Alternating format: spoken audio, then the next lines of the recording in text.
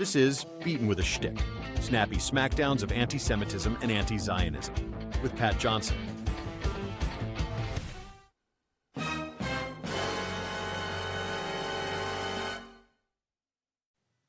There are a lot of condemnations thrown at Israel, some legitimate, others not. One that really should rankle anyone who believes in honesty, fairness, peace, and coexistence is the idea that Israelis reject a two-state solution. There is something so devious, so manipulative, and so dishonest in this accusation. Of course, that doesn't mean it's not true. I'll explain.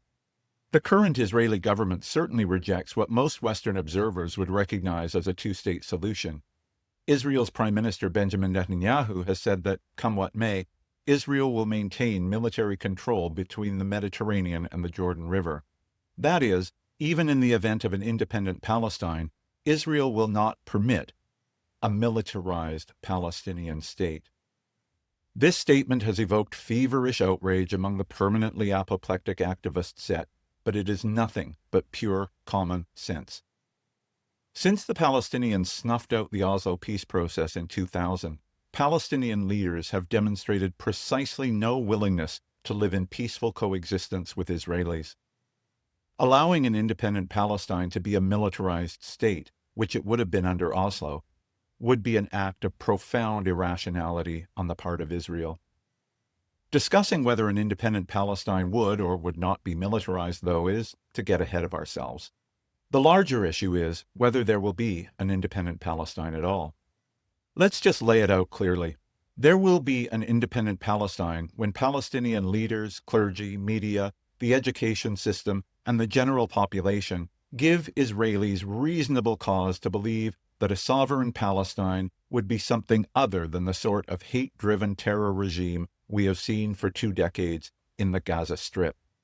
In case you don't know what the region looks like, and certainly plenty of pro-Palestinian activists literally cannot find the place on a map, the Gaza Strip is a small area to the southwest of Israel with which it shares a limited 60-kilometer land border.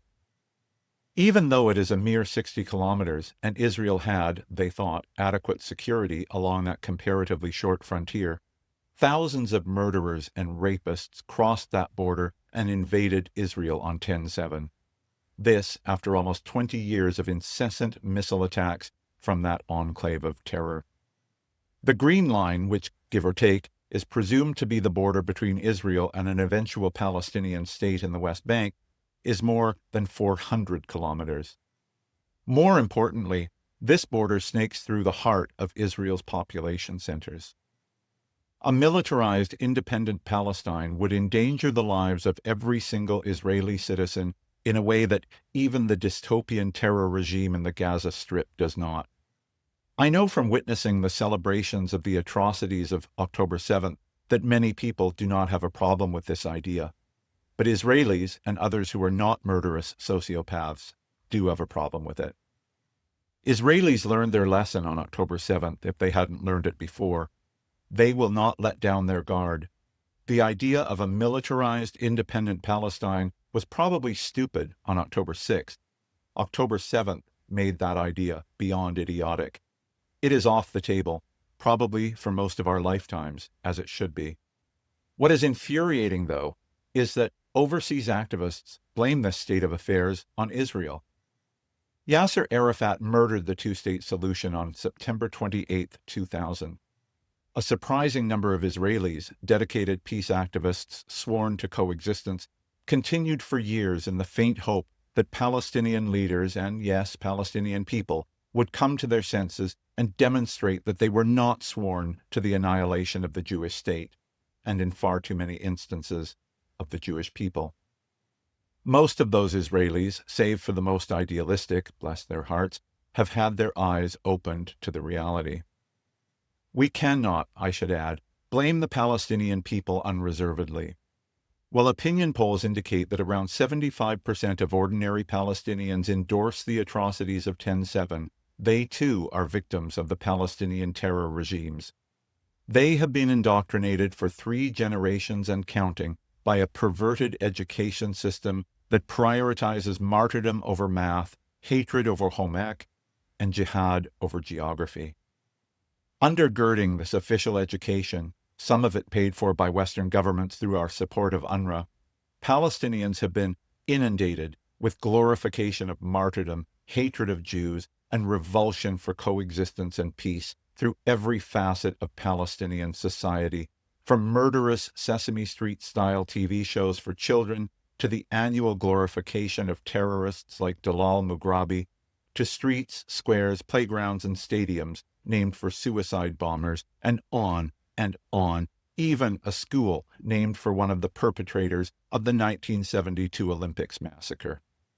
News, weather, and sports in Palestine, like the education system, have as their primary objective the stoking of violent rage and anti-Semitic hatred. The sorts of bromides uttered by naive, well-intentioned Western activists, "we all just want peace for our children," are simply not true when it comes to, according to surveys, most Palestinians. Those, whatever their number may be, who do prioritize a productive future for their children rather than martyrdom and the stoking of constant rage, would have to be some extraordinary individuals to have resisted the raging torrent of indoctrination that has dominated that society for at least 77 years. Acknowledging that ordinary Palestinians are also victims of their tyrannical leaders does not detract from the larger point. A militarized Palestine would be suicide for Israelis. But what about an independent, demilitarized Palestine? A country that does not have military control of its own territory is not really a country, is it?